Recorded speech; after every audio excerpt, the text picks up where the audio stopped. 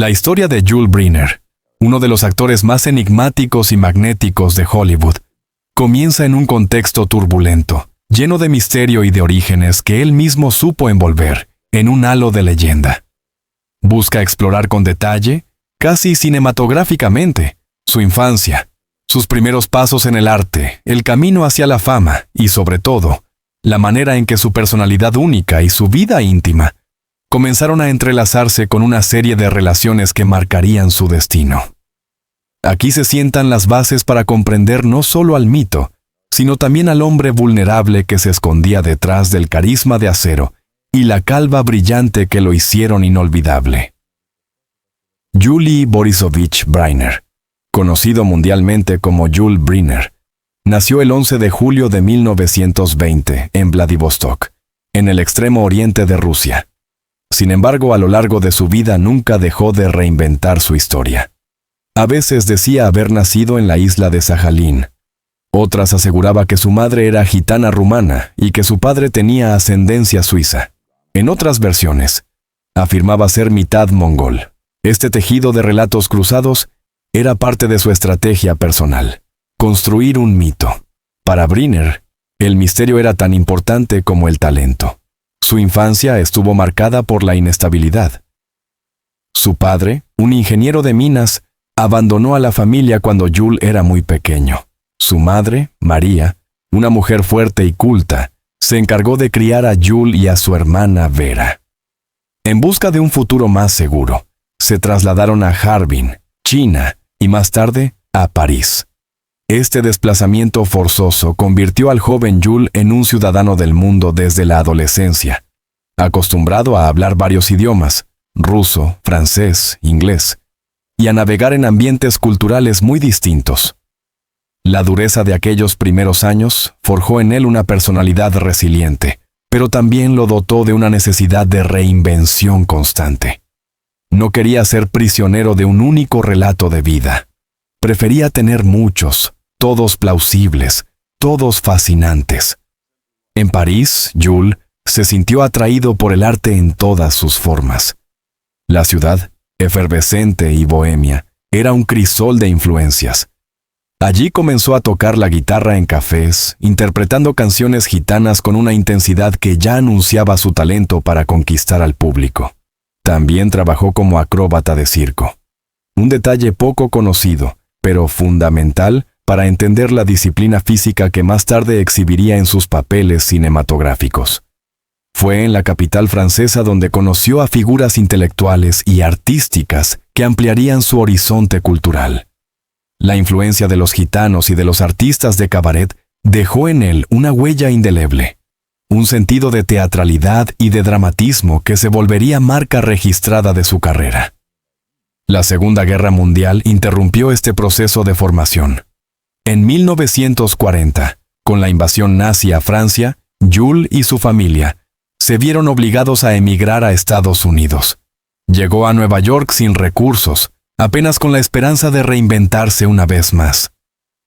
En Nueva York, Brynner trabajó inicialmente como locutor de radio, aprovechando su voz grave y cautivadora. Su timbre vocal era tan peculiar que, incluso antes de ser visto en pantalla, ya podía seducir a los oyentes. Al mismo tiempo, comenzó a estudiar actuación en el Neighborhood Playhouse con Michael Chekhov, sobrino de Anton Chekhov y discípulo de Stanislavski. Esta formación le dio las herramientas técnicas necesarias para canalizar su intensidad emocional en papeles sólidos. Pronto debutó en Broadway. Aunque al inicio le ofrecieron papeles secundarios, su magnetismo natural era imposible de ignorar. Fue precisamente este aura misteriosa, sumada a su físico atlético y a su calvicie, que adoptó voluntariamente cuando decidió afeitarse la cabeza para un papel y nunca más volvió a dejarse crecer el cabello. Lo que lo convirtió en un actor único, imposible de confundir con otros.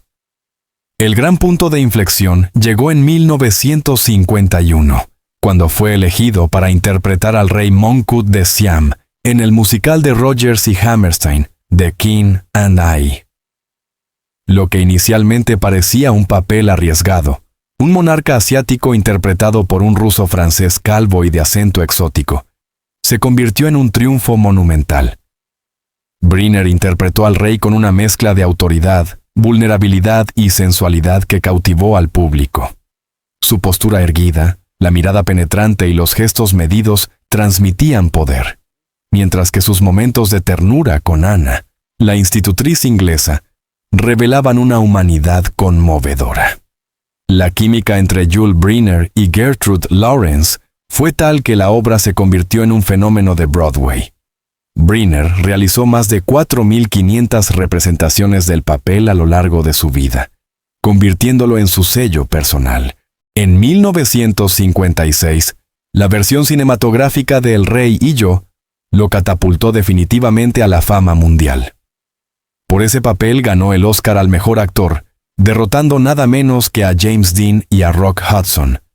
Fue un reconocimiento a un estilo de actuación inconfundible y a una presencia escénica que trascendía la pantalla. Tras el éxito de El Rey y Yo, Hollywood lo acogió como una de sus estrellas más singulares. Actuó en películas icónicas como Los 10 Mandamientos, 1956, donde encarnó a un faraón Ramsés orgulloso y feroz, frente al Moisés de Charlton Heston. Anastasia, 1956, junto a Ingrid Bergman, donde demostró una faceta más romántica. Y Los 7 Magníficos, 1960, donde su liderazgo carismático consolidó su imagen de héroe. Lo curioso es que, mientras otros actores de la época competían en atractivo por su cabello engominado y sus perfiles clásicos, Briner había hecho de su calvicie una marca de identidad. No solo la aceptó, la convirtió en símbolo de virilidad, exotismo y magnetismo. En un Hollywood que valoraba la uniformidad, él apostó por la diferencia. Su voz profunda y su mirada intensa completaban el cuadro. Jules Briner no necesitaba adornos. Era pura presencia. En cada escena, incluso en silencio, llenaba la pantalla. Pero detrás del mito cinematográfico, había un hombre complejo, lleno de contradicciones. Sus relaciones amorosas fueron numerosas y apasionadas, y en ellas se reflejaba tanto su necesidad de compañía como su dificultad para comprometerse plenamente. Su primer matrimonio fue con la actriz Virginia Gilmore, en 1944. Tuvieron un hijo, Jules Roch Briner II. Sin embargo, la relación se desgastó pronto por las exigencias profesionales de ambos y por el carácter temperamental del actor. Tras el divorcio, Briner inició una serie de romances con mujeres célebres, entre ellas Marlene Dietrich y Joan Crawford. Su atractivo físico y su aura de misterio lo convertían en un imán irresistible para las mujeres más poderosas de Hollywood. Con el tiempo, volvió a casarse en 3 ocasiones más, con Doris Kleiner, con Jacqueline de Croisset y, finalmente, con Kathy Lee. Cada matrimonio revelaba un intento de Briner por encontrar estabilidad, pero sus viajes constantes, su carácter dominante y su inclinación a las aventuras amorosas socavaban la solidez de esas uniones. Mientras su carrera seguía en ascenso, su vida privada se llenaba de tensiones. A pesar de su fama internacional y de su reconocimiento profesional, Briner era un hombre profundamente solitario. La intensidad que desplegaba en escena parecía agotarlo en lo personal. Necesitaba constantemente reinventarse, no solo en sus papeles, sino también en sus relaciones. Se rodeaba de lujos, viajaba por todo el mundo y mantenía una imagen pública de seguridad absoluta. Sin embargo, quienes lo conocieron de cerca describían a un hombre melancólico, a veces inseguro, que temía envejecer y perder el magnetismo que lo había hecho célebre. Lo que distingue a Jules Briner de muchos otros actores de su época es que él mismo se convirtió en un personaje. No solo interpretaba papeles, vivía como si cada momento de su vida fuese parte de un guión cuidadosamente diseñado. Su manera de vestir, de hablar y de presentarse al mundo era siempre teatral. Incluso sus relatos contradictorios sobre su origen formaban parte de esa puesta en escena. Este afán de control sobre su imagen lo llevó a proyectar una figura casi inmortal.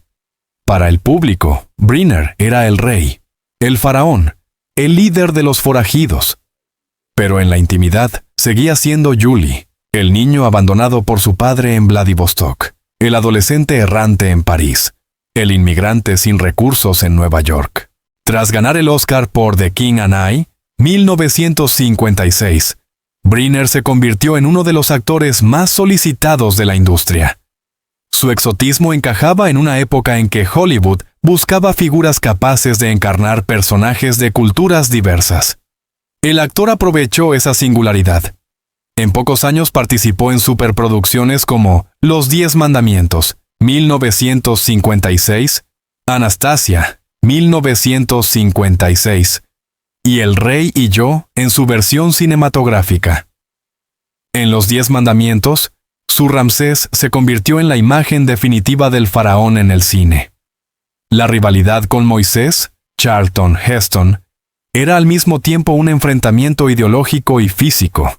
Dos hombres de fuerte presencia compitiendo por el destino de un pueblo. Briner llenaba la pantalla con una mezcla de arrogancia y fragilidad. Su carrera no se limitó a papeles históricos. Con Los 7 Magníficos, 1960, se adentró en el western y demostró que podía ser también el héroe carismático de una historia norteamericana. Aquí nació otro mito: la mirada penetrante bajo el sombrero, el cuerpo erguido y la figura del líder que inspira respeto con solo una frase. Este periodo marcó la cúspide de su éxito. Pero como suele ocurrir, mientras el público lo veneraba como una figura casi inmortal, en la intimidad, Briner vivía luchas mucho más terrenales. Su primer matrimonio, con Virginia Gilmore, 1944, había terminado en divorcio en 1960. Virginia, actriz de Broadway, se había sentido opacada por la creciente fama de su esposo. La relación, marcada por los viajes, las giras y las constantes ausencias, se quebró irremediablemente. De esa unión nació su primer hijo, Jules Roch Briner. Segundo, quien heredó el temperamento fuerte de su padre, pero con quien la relación nunca fue sencilla. El divorcio fue una herida para Briner. No estaba acostumbrado a fracasar, y la ruptura en su vida privada contrastaba con el triunfo en su vida pública. Fue también el inicio de una búsqueda constante de compañía, como si la soledad le resultara insoportable. El actor, que en escena parecía invencible, fuera de los reflectores necesitaba a alguien que lo sostuviera. En 1960, Briner se casó con Doris Kleiner, una modelo chilena de gran belleza. Con ella tuvo a Victoria, su segunda hija. La relación comenzó con pasión, rodeada de glamour y viajes. Kleiner acompañaba a Jules en estrenos y alfombras rojas, proyectando la imagen de una pareja perfecta. Sin embargo, la intensidad del actor pronto comenzó a pesar. Briner era un hombre posesivo, exigente y muchas veces autoritario en lo íntimo. Su carácter, que en escena le daba fuerza, en la vida conyugal se convertía en un desafío. La unión, aunque llena de momentos de ternura, se fue resquebrajando con el paso de los años. Doris, que había soportado la presión de vivir junto a una estrella de Hollywood, terminó distanciándose. El divorcio llegó en 1967, sumando otra cicatriz a la vida personal del actor. El tercer matrimonio de Jules Briner fue con Jacqueline de Croisset, viuda del diplomático Philippe de Croisset. Esta unión parecía, al inicio, más madura y estable. Jacqueline, proveniente de un entorno aristocrático, aportaba serenidad y equilibrio. Con ella, Briner adoptó una nueva faceta, la de hombre de familia más sosegado, que intentaba hallar paz después de años de tormentas. Pero el destino fue cruel. Jacqueline enfermó de cáncer poco después de casarse con él. La pareja enfrentó la enfermedad con valentía, pero la tragedia golpeó con fuerza. La mujer que había traído calma a la vida del actor se apagaba lentamente ante sus ojos. Esta experiencia marcó profundamente a Briner. Por primera vez, no era él quien dominaba la situación. La vida le arrebataba aquello que más amaba. La muerte de Jacqueline lo dejó devastado. A partir de entonces, comenzó a reflexionar sobre su propia mortalidad. Si antes había jugado con el misterio de sus orígenes, ahora la fragilidad de la existencia se volvía una certeza. En 1983, ya mayor y con la salud deteriorada, Briner se casó por cuarta vez con Kathy Lee, una bailarina malaya de 24 años. La diferencia de edad, él tenía más de 60, generó controversias, pero también revelaba algo esencial. Jules temía quedarse solo. Kathy le devolvía vitalidad y compañía, en un momento en que el actor se enfrentaba a la enfermedad. Este matrimonio fue breve pero intenso. Kathy lo acompañó en sus últimos años de vida, cuando el cáncer de pulmón comenzó a avanzar de forma implacable.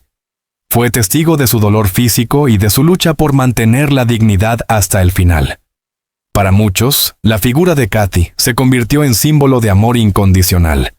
Aceptó al mito en su fragilidad y estuvo junto a él en su batalla final. Jules Briner había fumado toda su vida.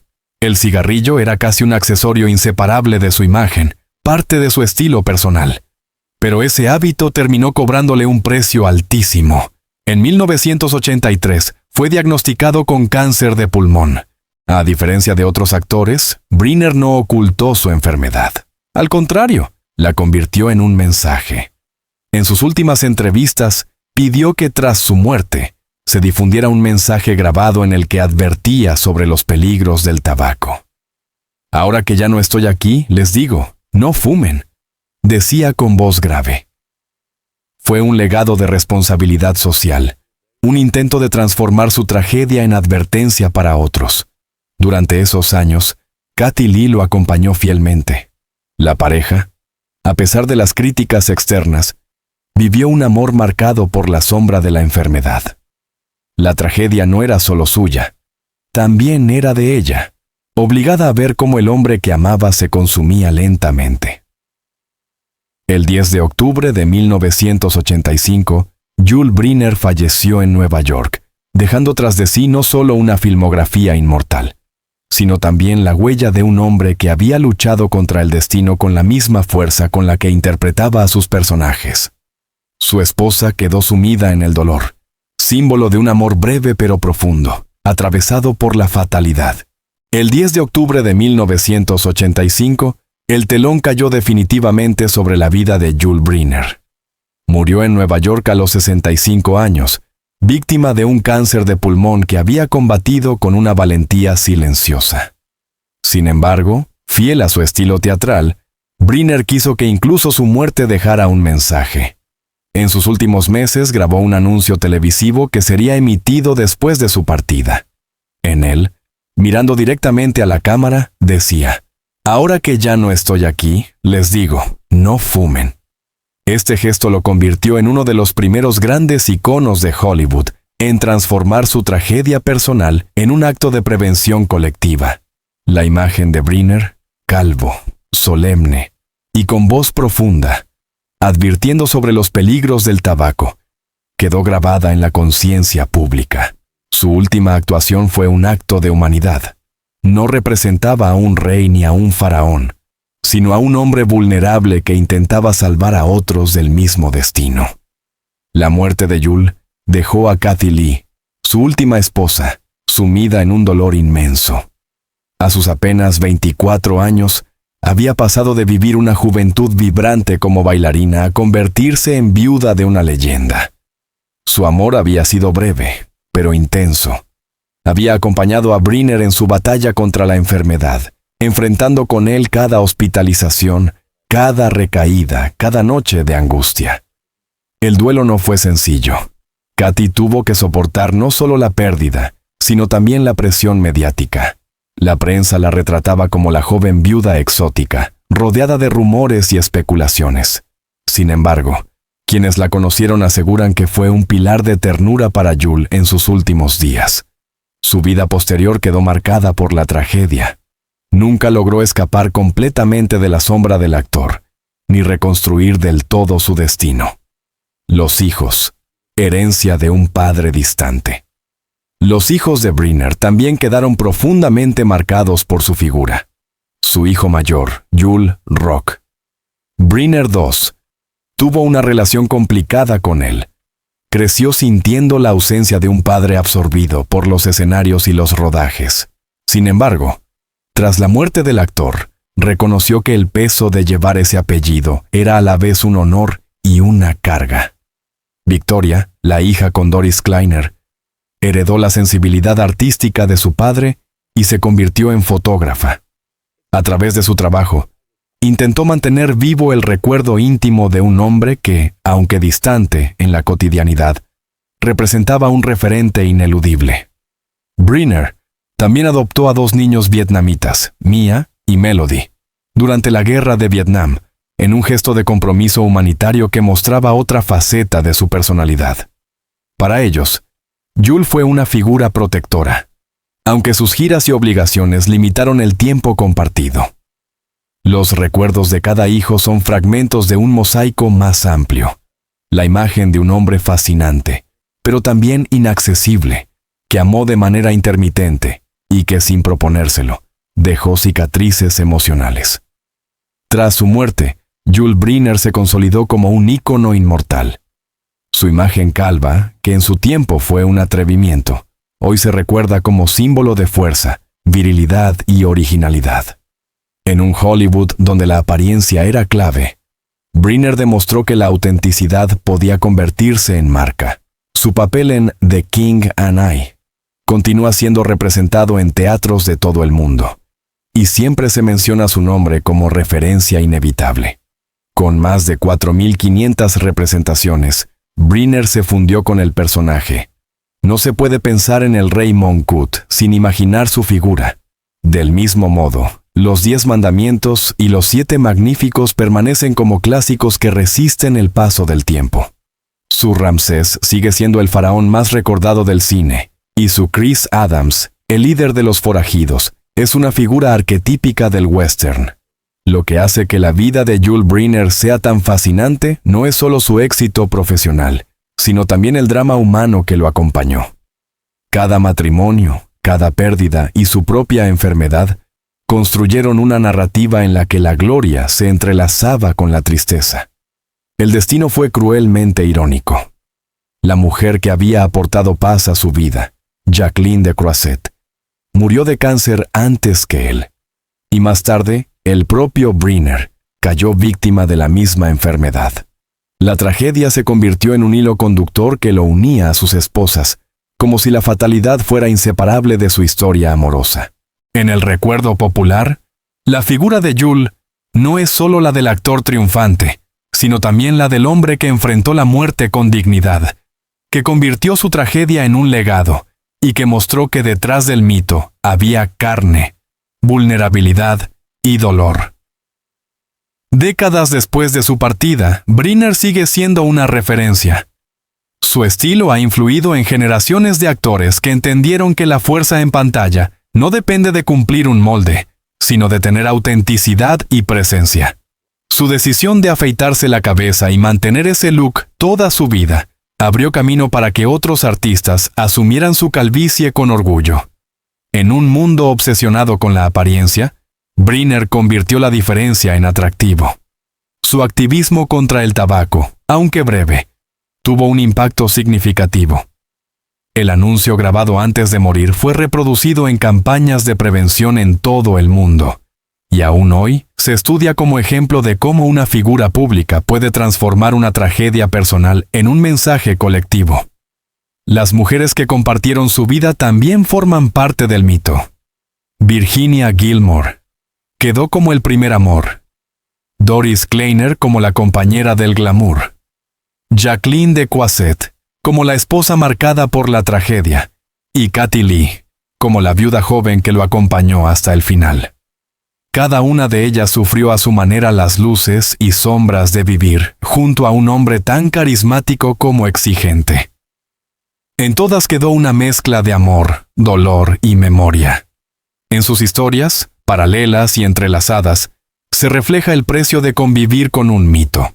La vida de Jules Briner fue una obra de teatro en 3 actos. La juventud errante y llena de misterio, la gloria absoluta en los escenarios y en Hollywood, y la caída trágica marcada por la enfermedad y la muerte.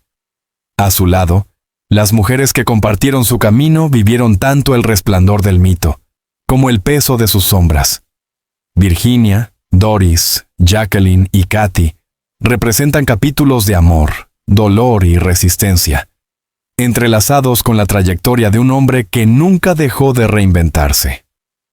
Brynner murió en 1985, pero su figura sigue brillando como un faro en la memoria colectiva. Sus películas, sus gestos teatrales y hasta su último mensaje contra el tabaco lo convirtieron en algo más que un actor, en un símbolo cultural y humano. Hoy, al recordarlo, no hablamos solo de un ídolo del cine, sino de un hombre que aceptó la tragedia con dignidad y la transformó en legado. Si esta historia te ha emocionado y quieres seguir descubriendo relatos profundos sobre las vidas, los amores y las tragedias de las grandes estrellas, te invito a suscribirte a nuestro canal. Cada semana publicamos nuevos contenidos cargados de emoción, análisis y memoria histórica, para no dejar que el tiempo borre estas huellas imborrables. Suscríbete, dale like y comparte este artículo para que más personas puedan revivir junto a nosotros la vida de Yul Brynner y de tantas otras figuras inolvidables. Tu apoyo nos ayuda a seguir creando contenido de calidad y a mantener viva la llama de la memoria.